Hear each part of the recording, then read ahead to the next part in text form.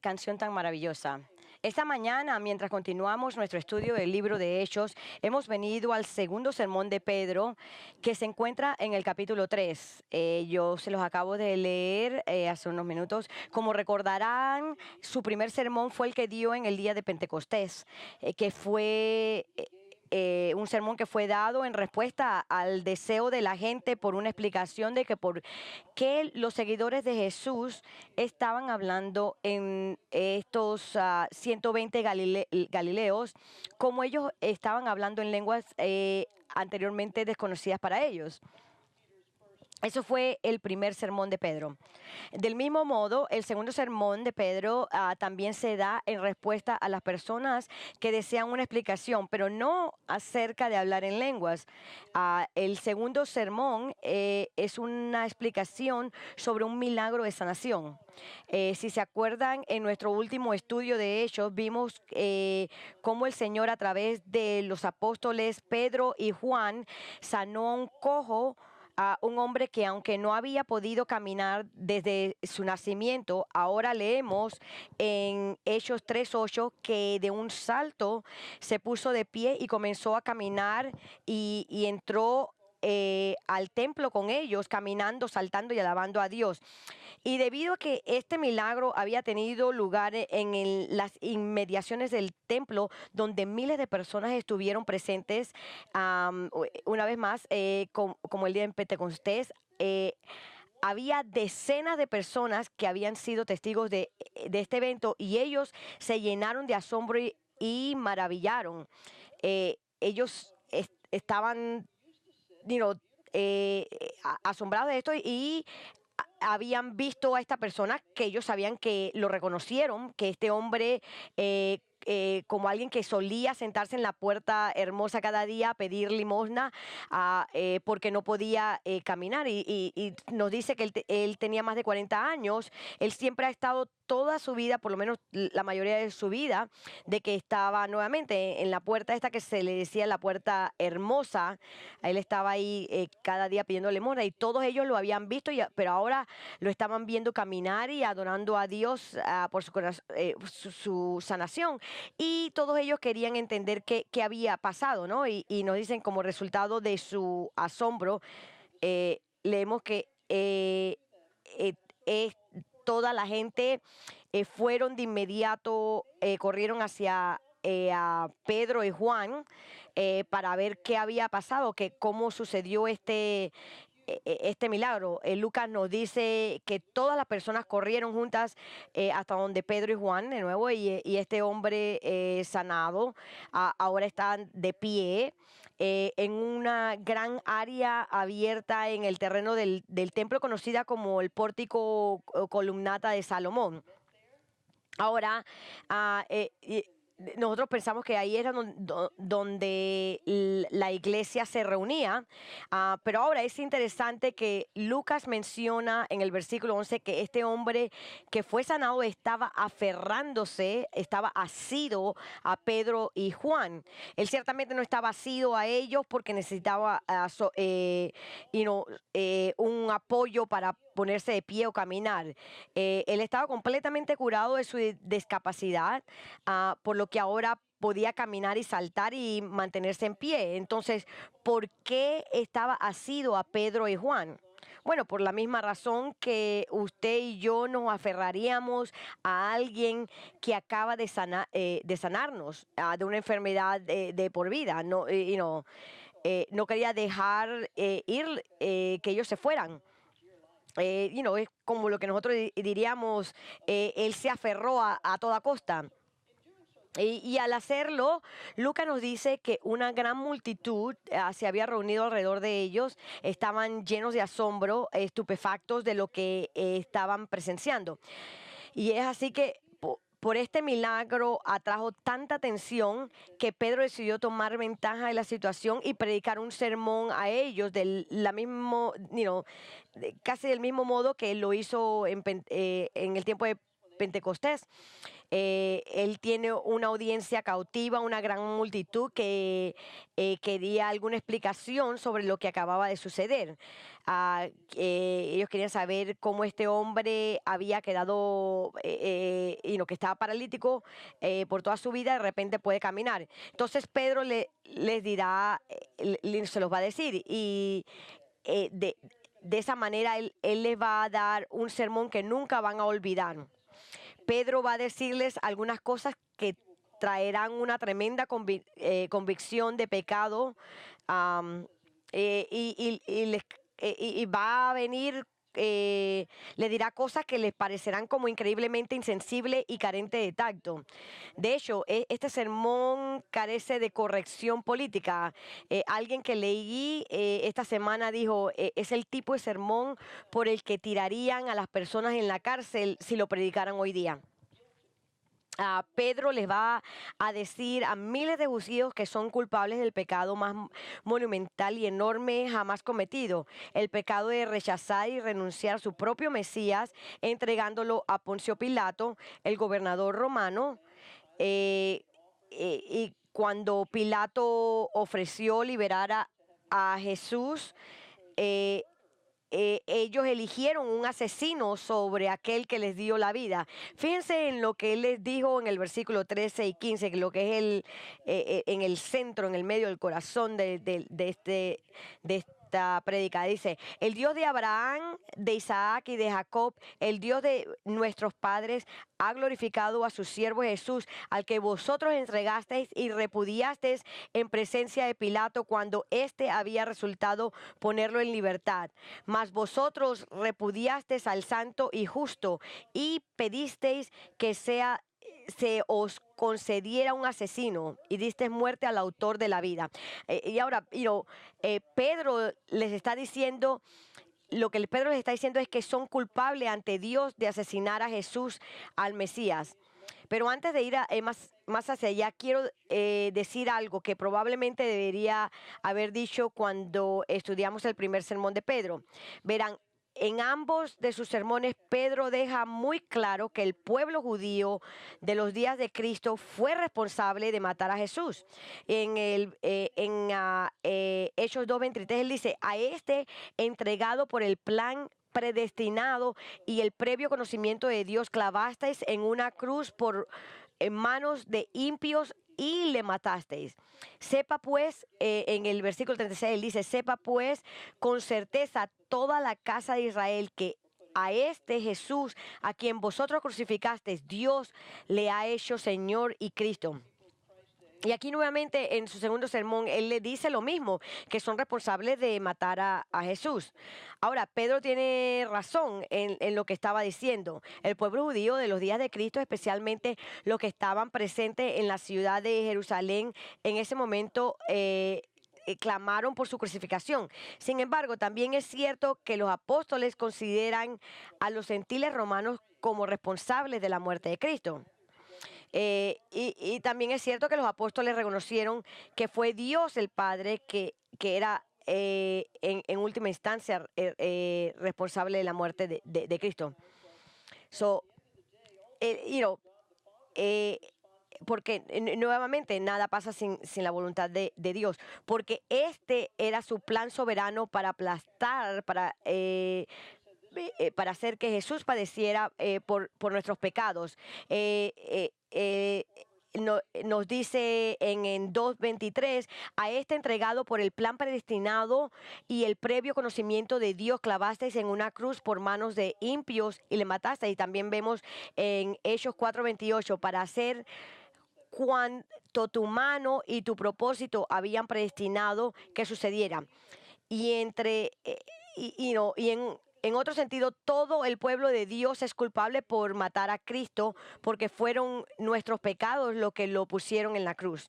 Ahora, con todo lo que se dice, lo que Pedro enfatiza en sus dos sermones, que se dirige al pueblo judío en la ciudad de Jerusalén, es que su culpabilidad en la muerte es de su culpabilidad en la muerte de Jesús. Sin embargo, lo que ha sucedido a lo largo de los años es que algunas personas en nombre del cristianismo han utilizado la participación del pueblo judío en la muerte de Jesús para perseguirlos y oprimirlos, etiquetándolos de asesinos de Cristo para tratar de justificar su antisemitismo, que es el odio del pueblo por el pueblo judío. Y detrás de este antisemitismo no es otro que Satanás, porque su estrategia ha sido obstaculizar las personas judías de oír la verdad acerca de Jesús. Y él ha tenido éxito porque la mayoría de los judíos asocian el mensaje de Cristo y su muerte solo como la persecución y la opresión de las personas que creen que son cristianos. Entonces, cuando oyen hablar de Jesús y la cruz, no piensan en la misericordia, la gracia y la salvación de Dios.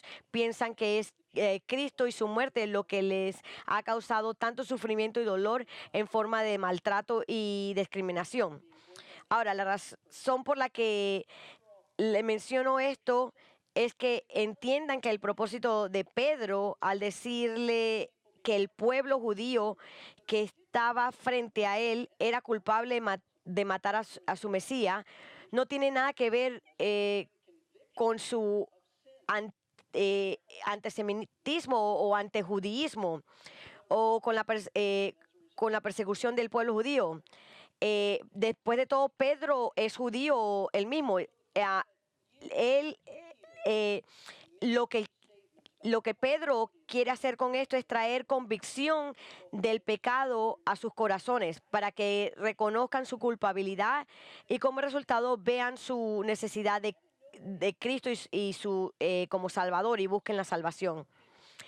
El hecho de que años después de que Pedro hizo estas declaraciones sobre la culpabilidad del pueblo judío en la muerte de Cristo, ciertas personas utilizaron sus comentarios para tratar de racionalizar su desprecio satánico. Esto no es lo que Pedro quería hacer con esto.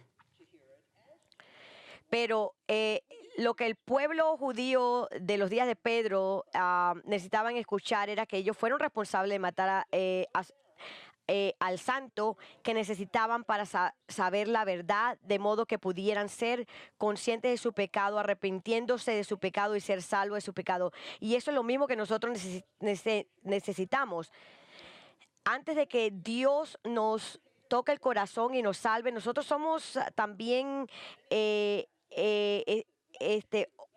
personas que odiamos a Cristo porque no estamos con Él. Nosotros somos malvados pecadores que odiamos a Dios. Así que necesitamos el separarnos, el dejar a un lado nuestros pecados y necesitamos la salvación de Cristo para poder venir a estar con Dios. Y aunque Pedro nunca planeó ese día para dar un sermón, todo sucedió muy rápido. Sin embargo, el Espíritu Santo lo guió para que su sermón sea bastante coherente y tenga una disposición muy clara. Hay muchas cosas que dijo Pedro en su sermón y que veremos a ir a través de él mismo. Él lo estructuró de manera que tiene tres elementos básicos, tres verdades básicas que naturalmente fluyen y se convierten entre sí mismas. Primero, Pedro explica que la gente que son culpables de rechazar a su Mesías. Y eso es lo que vamos a ver esta mañana. En segundo lugar, a la luz de su culpabilidad, les dice que deben y que tienen que arrepentirse de sus pecados. Necesitan el arrepentirse. Y por último y tercero, lo que vemos es la verdad básica que les dice que ellos deben actuar ahora o están en peligro de ser juzgados por Dios. Así que con esto como vemos en el versículo 12, dice, al ver esto, Pedro dijo al pueblo, varones israelitas, ¿por qué os maravilláis de esto o por qué nos miráis así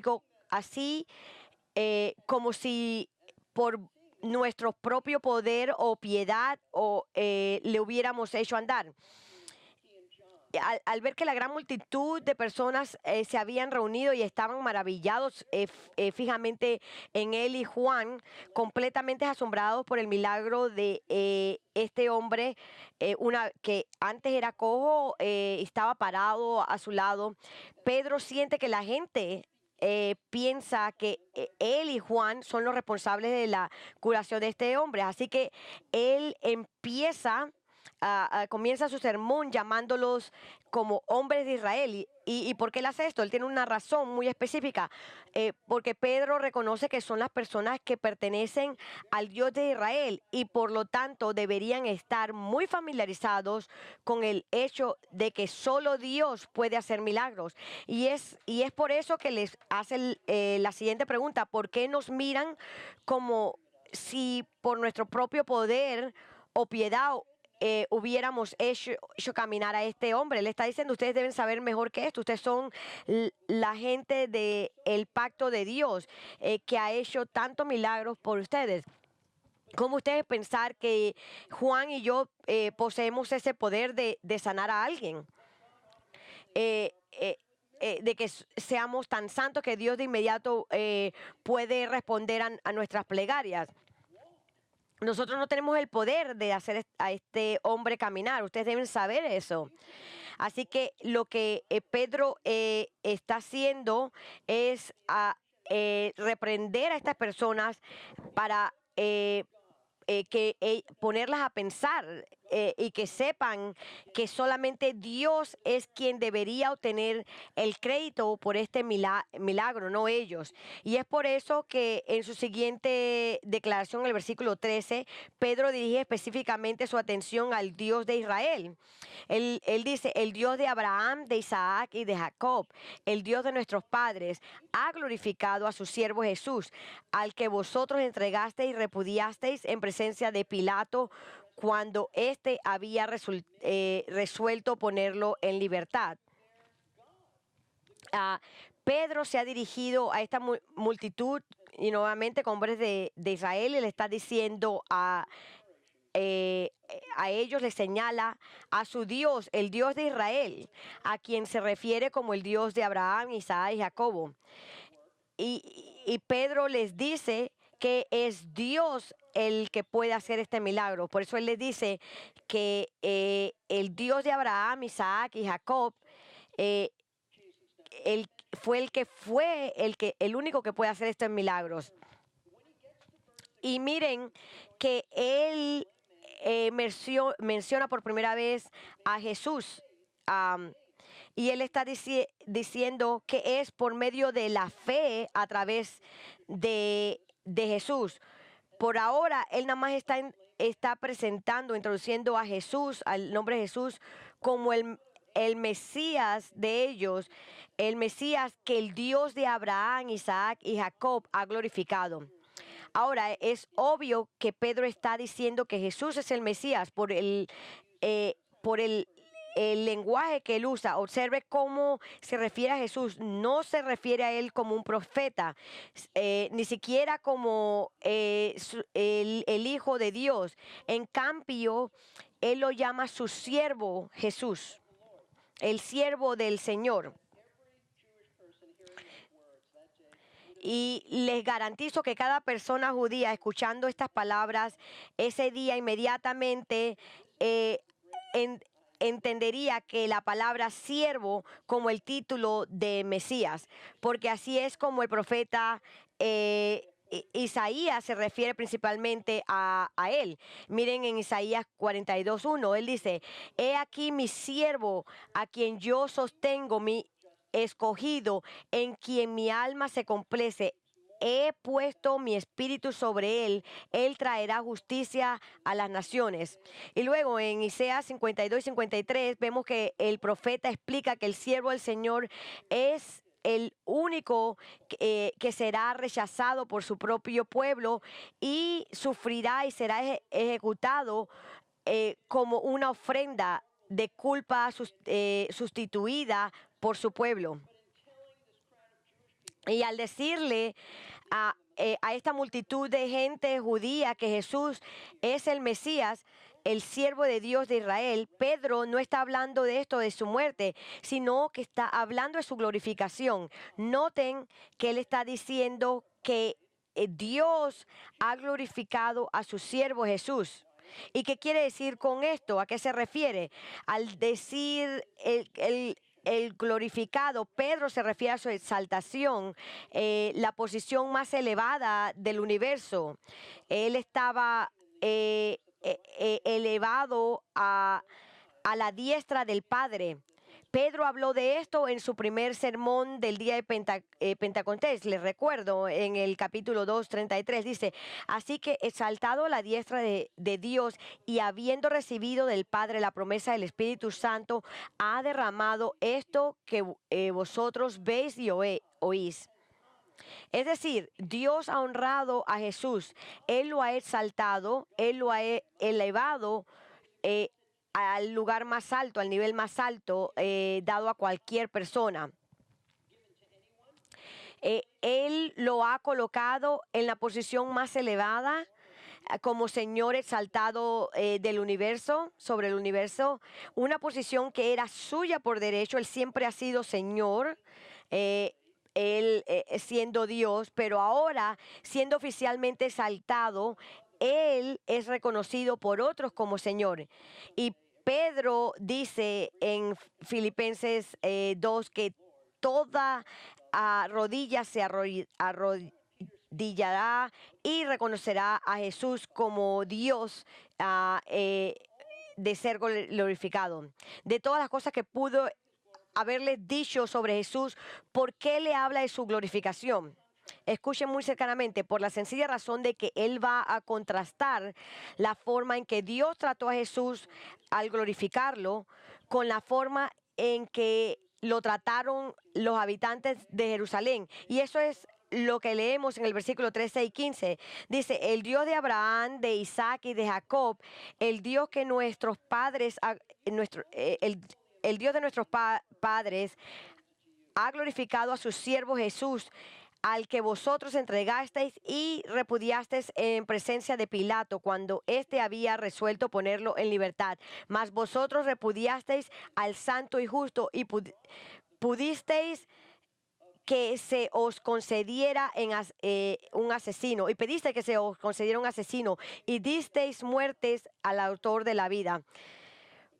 Con esto pueden ver la dirección hacia la que Pedro va con su sermón. Él ha traído específicamente la glorificación de Jesús por Dios para hacer un contraste entre cómo Dios honró a Jesús con cómo el pueblo de Israel lo deshonró. Es decir, mientras que Dios lo exaltó, ellos hicieron todo lo contrario.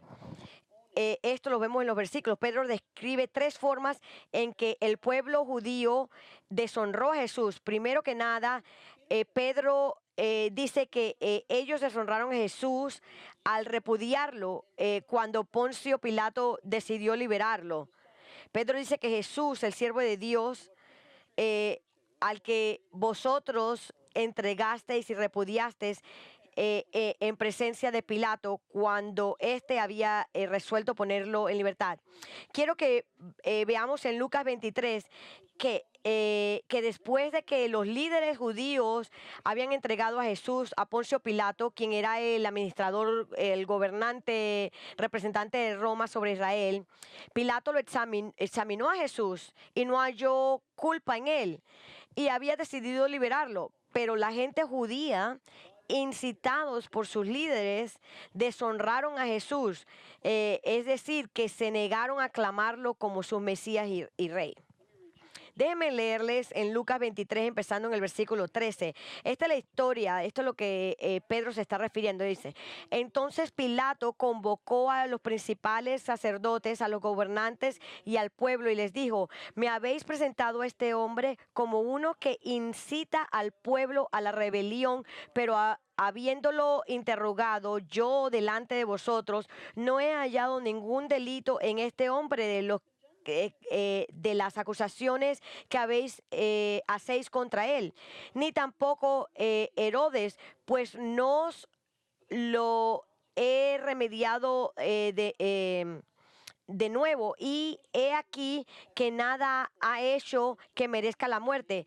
Por consiguiente, después de castigarle, le soltaré, y tenía obligación de soltarles un preso en cada fiesta. Pero todos ellos gritaron a una, diciendo: fuera con este y suéltanos a Barrabás. Este había sido echado en la cárcel por un levantamiento ocurrido en la ciudad, y por homicidio. Pilato, queriendo soltar a Jesús, les volvió a preguntar, le volvió a hablar, pero ellos continuaban gritando, diciendo: crucifícale, crucifícale. Y él les dijo por tercera vez: ¿por qué? ¿Qué mal ha hecho este? No he hallado en él ningún delito digno de muerte. Por tanto, le castigaré y le soltaré. Pero ellos insistían, pidiendo a grandes voces que eh, fuera crucificado, y sus voces comenzaron a predominar. Entonces Pilato decidió que les concedería su demanda, y soltó al que ellos pedían, al que había sido echado en la cárcel por sedición y homicidio, pero a Jesús lo entregó a la voluntad de ellos.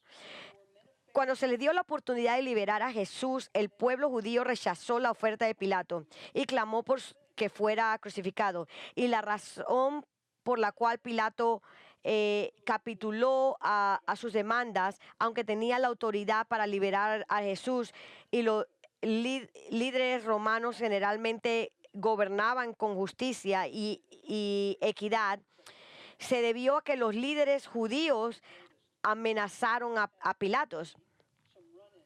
¿Y cómo hicieron esto? Bueno, la historia registra que en el pasado Poncio Pilato ya había tenido algunos roces con las autoridades judías, y que habían hecho... se habían quejado, habían hecho quejas acerca de Poncio Pilatos a los romanos. Y una queja más, y Roma bien pudo haber removido a Pilato como gobernante. Y así que los líderes judíos lo amenazaron y lo presionaron para que crucificara a Jesús. Así que ellos le dijeron: si tú vas a soltar a este hombre, tú no eres amigo de César.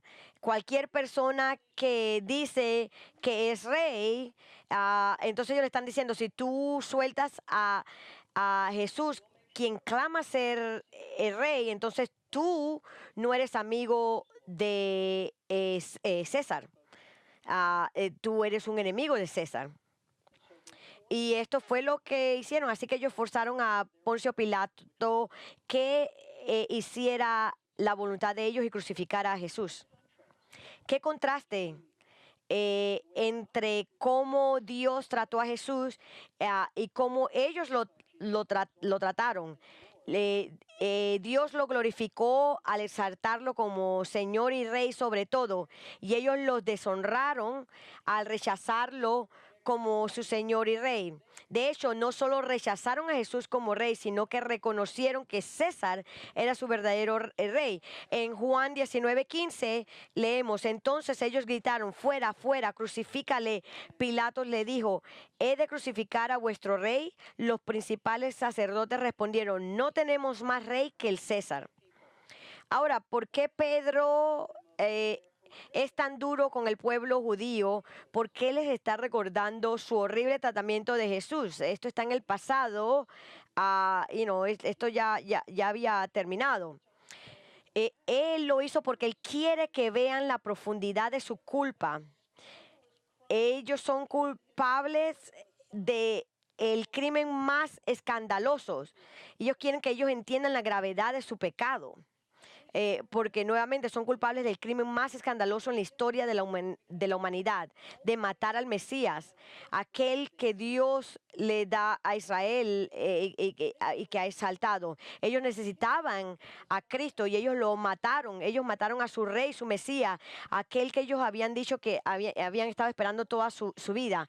Escúchenme, las personas más difíciles de alcanzar son aquellos que se consideran buenas personas. Al menos mejor que las peores personas que existen. Ellos a lo mejor no son buenos, pero se consideran mejor que los demás. Ah, la verdad del asunto es que el pueblo judío de los días de Cristo fueron pecadores malvados, como nosotros. No fueron peores que nosotros. Cada uno de nosotros, en virtud del hecho de que somos humanos, tenemos una hostilidad construida en contra de Dios. Es parte de nuestra manera de ser. Y al continuar rechazando a Jesús como Rey sobre nuestra vida, revelamos la misma, la misma manera en que el pueblo judío se comportó. Y hacemos lo mismo que ellos hicieron y gritamos, crucifíquenlo, crucifíquenlo. Si Dios no nos cambia nuestro corazón, esa es la manera que nuestro corazón será. Así que no piense que usted es más justo que el pueblo judío al que Pedro le estaba predicando. Así que para llegar a ver la profundidad y la enormidad de la culpabilidad que ellos estaban confrontando, Pedro hace este contrato. Y nuevamente, él hace el contrato para que vean el contraste entre la forma que Dios trató a su siervo y la forma en que el pueblo judío lo trató. Y también les muestra la diferencia entre el carácter de Cristo y el carácter del hombre al que pudieron haber liberado en lugar de Jesús. Mas vosotros repudiasteis al santo y justo y pedisteis que os concedieran un asesino. Pedro dice que Jesús, el que denunciaron, rechazaron, es el santo y justo. Jesús se llamó el santo porque Él es perfectamente santo por su naturaleza. ¿Qué quiere decir esto? Que Él se distingue de todos los demás. Él es distinto y diferente de todos nosotros, de todos los demás, porque somos pecadores y Él no. Jesús nunca tuvo una actitud pecaminosa o dijo algo que era pecaminoso, o hizo algo que era pecaminoso. Él era perfectamente santo de todas las cosas. Pero al referirse a Él como santo, Pedro también reconoce que Jesús es el Mesías. Porque el término santo es un título mesiánico utilizado en varios lugares en el Nuevo Testamento, en Juan 6:69, en Hechos 2:27. De hecho, leemos en Lucas 4:34, incluso los demonios lo reconocen como el santo. Dicen, déjanos, ¿qué tenemos que ver contigo, Jesús de Nazaret? Has venido a destruirnos. Yo sé quién eres, el santo de Dios. Pero Pedro dice que Jesús es tanto el santo como el justo. Y por justo, él quiere decir inocente, sin pecado.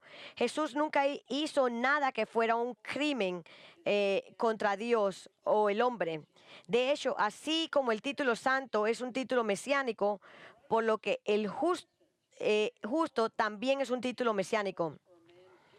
Pero en contraste con Jesús, que es santo y justo, inocente de cualquier acto incorrecto, el pueblo judío solicitó la liberación de un hombre culpable de asesino con el nombre de Barrabás. ¿Qué tan culpable es Israel ante Dios que rechazarían el santo y justo, el que Dios ha exaltado, por un asesino? ¿Qué tipo de valores malvados tienen que elegirían a un hombre que ha asesinado a otro en vez de uno que nunca ha pecado? Fíjense que, ¿qué más dice Pedro?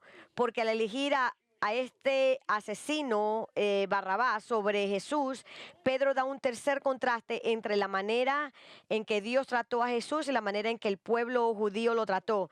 Él dice que rechazaron a aquel que les dio la vida, a un hombre que le quitó la vida a alguien. Miren el versículo 15.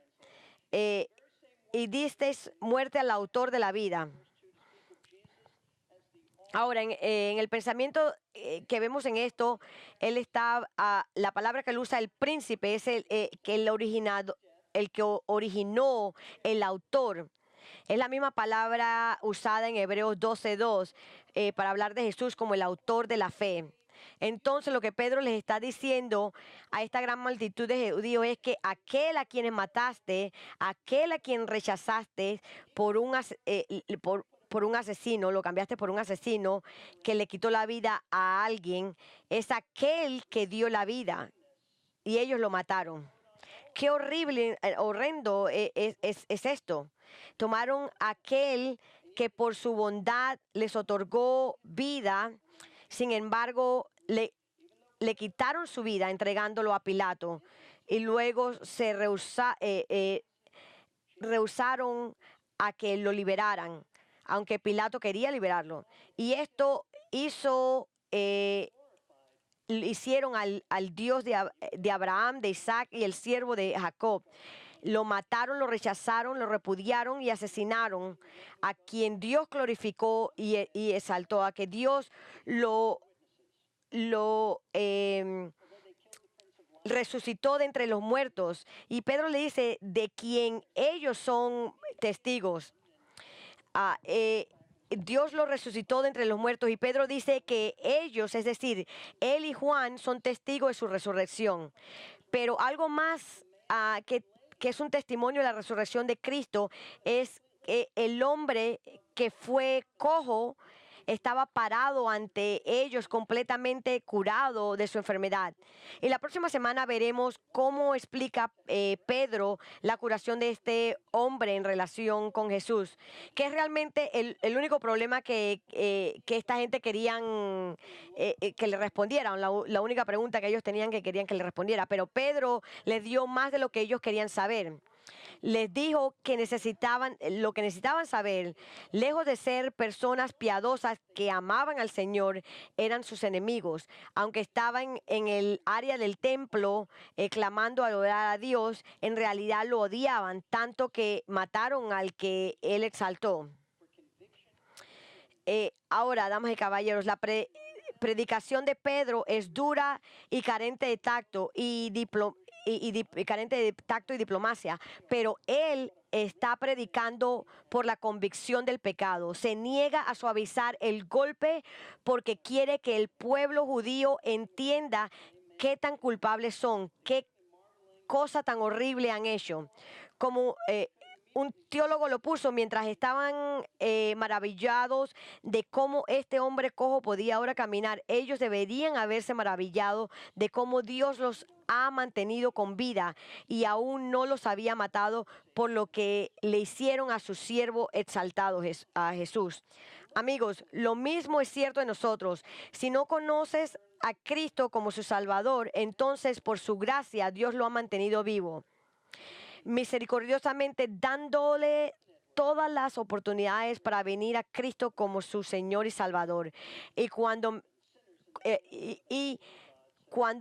merece un juicio inmediato. Jonathan Edwards, en su famoso sermón Pecadores en las manos de un Dios enojado, dijo esto: oh pecador, no puedes dar ninguna razón sólida por la que no hayas caído en el pozo del infierno desde que te levantaste de tu cama esta mañana, excepto que la gracia de Dios en sus manos te ha sostenido.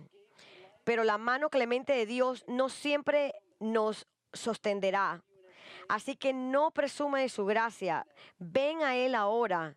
Arrepiéntase de su pecado y confíe en Cristo como su Salvador y Señor, porque no sabemos si tendremos mañana.